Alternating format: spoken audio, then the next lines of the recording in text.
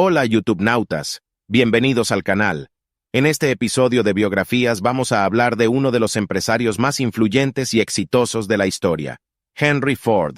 ¿Sabías que fue el fundador de la compañía Ford Motor Company y el padre de las cadenas de producción modernas? ¿O que su modelo T revolucionó el transporte y la industria en Estados Unidos?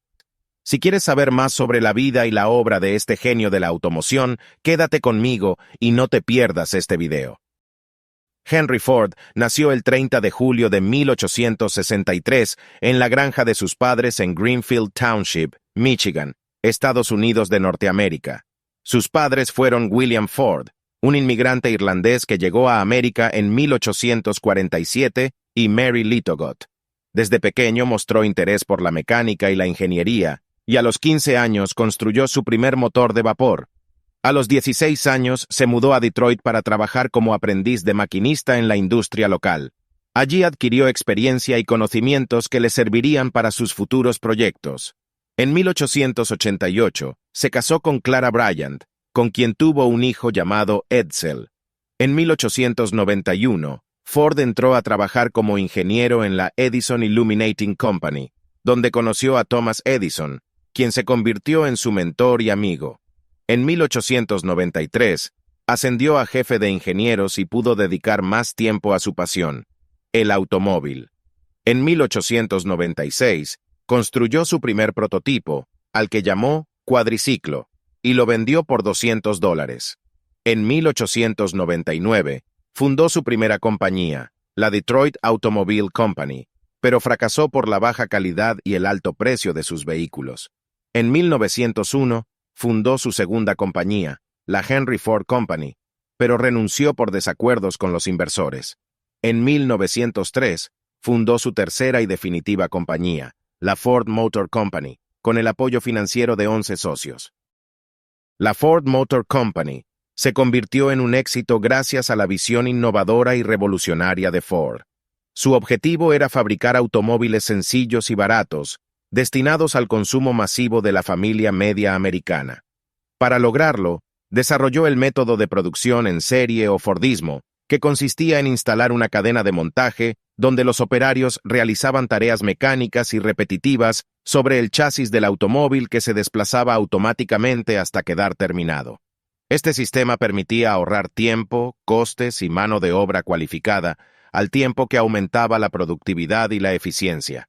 El producto estrella de Ford fue el modelo T, lanzado al mercado en 1908. Era un automóvil sencillo, robusto, fiable y económico. Se vendió por menos de $300 y se fabricaron más de 15 millones de unidades hasta 1927. El modelo T popularizó el automóvil entre las clases medias y cambió los hábitos de vida y trabajo de los estadounidenses. Ford también introdujo otras innovaciones en su empresa, como el salario mínimo de $5 al día para sus trabajadores, la jornada laboral de 8 horas, o el sistema de franquicias para distribuir sus vehículos por todo el país y el mundo. Ford fue un inventor prolífico que obtuvo 161 patentes registradas en Estados Unidos. Entre sus inventos se encuentran el motor V8, el tractor agrícola Fordson o el avión trimotor. También fue un filántropo que donó parte de su fortuna a la Fundación Ford, dedicada a promover iniciativas sociales, educativas y culturales. Sin embargo, también fue una persona controvertida por sus ideas políticas y sociales. Se le acusa de ser extremadamente racista, antisemita y supremacista blanco. Sus ideas inspiraron enormemente al nazismo y a Adolf Hitler, quien era un fanático admirador de las ideas de odio racial que expresaba Henry Ford. En vísperas de la entrada estadounidense en la Primera Guerra Mundial, y cuando el conflicto ya se había generalizado en Europa, Ford lanzó personalmente una campaña en favor de la paz tan apasionada como ridiculizada por sus oponentes. Llegó incluso a fletar el llamado Barco de la Paz, al tiempo que financiaba a las organizaciones pacifistas en su inútil esfuerzo por detener la guerra. Sin embargo, siendo como era un hombre pragmático, no dudó un instante en poner todas sus factorías al servicio del gobierno cuando comprendió que la guerra era inevitable, obteniendo contratos multimillonarios para la fabricación de vehículos bélicos y armamentos.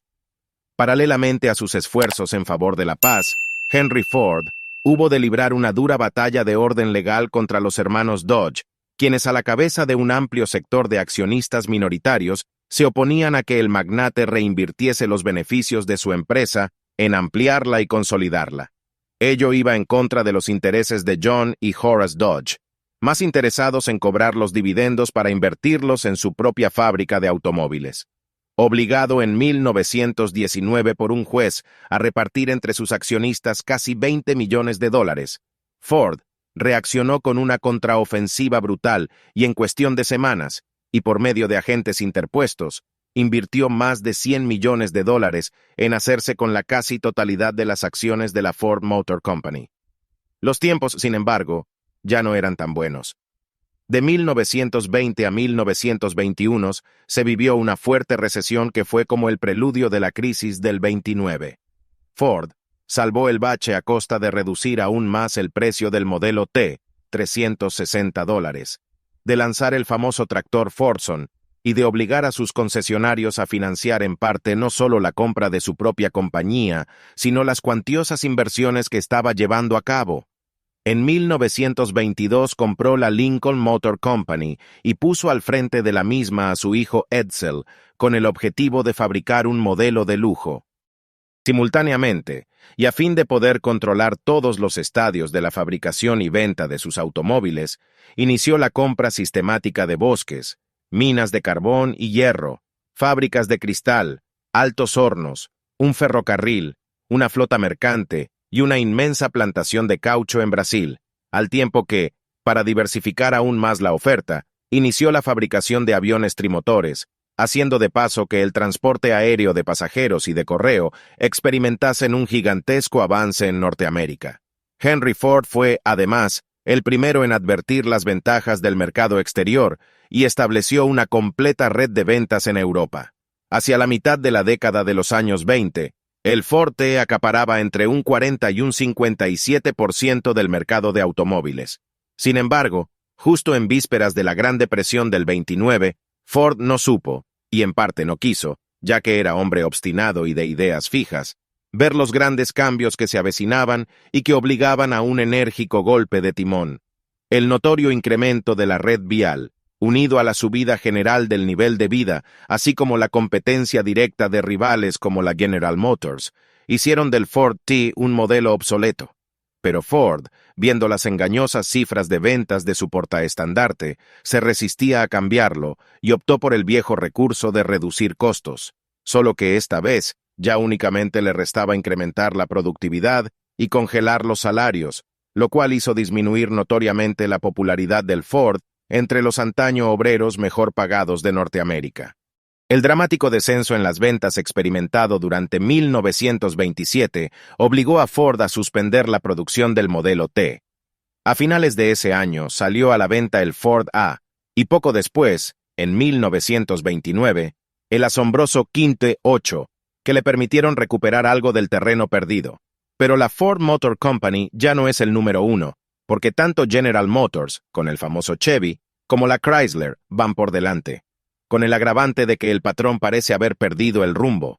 Su semanario, el Dearborn Independent, se lanza a una furiosa campaña antisemita. Ni la posterior desautorización del propio Henry Ford, ni su pública solicitud de disculpas evitará una caída en picado de su reputación. El inmenso poder del que disfrutaba dentro de su conglomerado de empresas, la imposibilidad de ejercer el control directo de todas ellas y el hecho de que Ford fuese mejor en las cuestiones mecánicas que en las relaciones humanas dieron como resultado que muchas veces delegase su poder en personas más notables por su actitud servicial que por sus dotes empresariales. Así, la benéfica influencia que un hombre reflexivo y ponderado como su hijo Edsel venía ejerciendo sobre la empresa desde 1925, se veía ampliamente contrarrestada por los amplios poderes concedidos a Harry Bennett, jefe de los servicios de seguridad de Ford. Bennett fue en gran medida responsable de la reiterada y obstinada negativa de Ford a firmar la Ley de Recuperación de la Industria Nacional, una fórmula gubernamental puesta en práctica durante los años 30 para ayudar a superar el crack del 29 y que implicaba sustanciosos contratos estatales pero que obligaba a los patronos a pactar con los sindicatos. Al final de esa década, Y cuando se hizo evidente que Hitler acabaría arrastrando a Estados Unidos a la Segunda Guerra Mundial, Henry Ford volvió a oponerse públicamente a la guerra. Pero nada más conocerse el ataque japonés contra Pearl Harbor y la fulminante declaración de guerra decretada por el presidente Woodrow Wilson, puso su gigantesco potencial al servicio del Estado, y de sus factorías no tardarían en salir los primeros superbombarderos destinados a restituir la supremacía bélica estadounidense. La falsa prosperidad aportada por los contratos estatales no alcanzaba a ocultar las graves deficiencias que aquejaban a la Ford Motor Company, fundamentalmente debidas al notorio retraso tecnológico experimentado por el empeño de su fundador en continuar produciendo vehículos baratos y por lo tanto técnicamente mediocres. En este sentido cabe destacar la positiva influencia ejercida por Edsel Ford, y que hubiera podido incrementarse aún más debido a los reiterados problemas cardíacos sufridos por Henry Ford a principios de los años 40.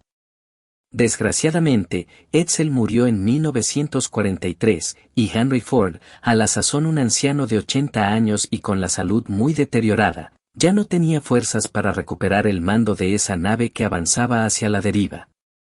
Hasta que, en 1945, y tras una suerte de golpe de estado familiar en el que tuvo una destacada actuación la esposa del fundador, Clara Jane Brand, el hijo de Edsel, Henry Ford II, fue aupado a la presidencia con la misión de reestructurar, sanear y poner al día el fabuloso conglomerado de empresas levantado por Henry Ford. En el momento de su muerte, ocurrida en abril de 1947, Henry Ford tuvo la satisfacción de saber que su imperio volvía a ser una maquinaria que funcionaba a toda presión y que luchaba ventajosamente en todos los frentes abiertos por él.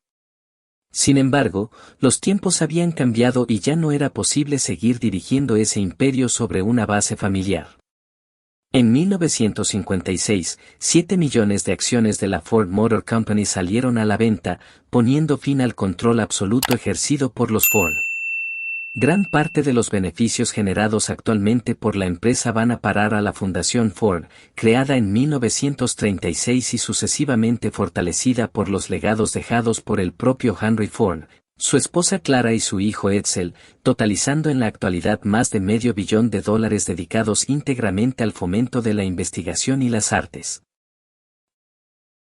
Y bueno, YouTubenautas, como conclusión de esta biografía podemos decir que Henry Ford murió el 7 de abril de 1947 en su residencia de Fair Lane, en Dearborn, Michigan, a causa de una hemorragia cerebral. Tenía 83 años. Fue sepultado en el cementerio Ford junto a su esposa Clara, que había fallecido en 1950. Henry Ford fue uno de los empresarios más influyentes y exitosos de la historia. Fundó la compañía Ford Motor Company y desarrolló diferentes inventos que contribuyeron con el auge de la producción en masa. Con su modelo T, puso el automóvil al alcance de las clases medias, introduciéndolo en la era del consumo en masa. Con ello contribuyó a alterar drásticamente los hábitos de vida y trabajo y la fisonomía de las ciudades, haciendo aparecer la civilización del automóvil del siglo XX. Su legado sigue vivo hoy en día, tanto en el ámbito industrial como en el cultural. Espero que te haya gustado este video sobre la biografía de Henry Ford. Si te ha parecido interesante, recompénsame con un like, comparte y suscríbete a mi canal para no perderte más videos como este. También puedes dejarme tus comentarios y sugerencias sobre qué otras biografías te gustarían ver. Nos vemos en el próximo video. Hasta pronto.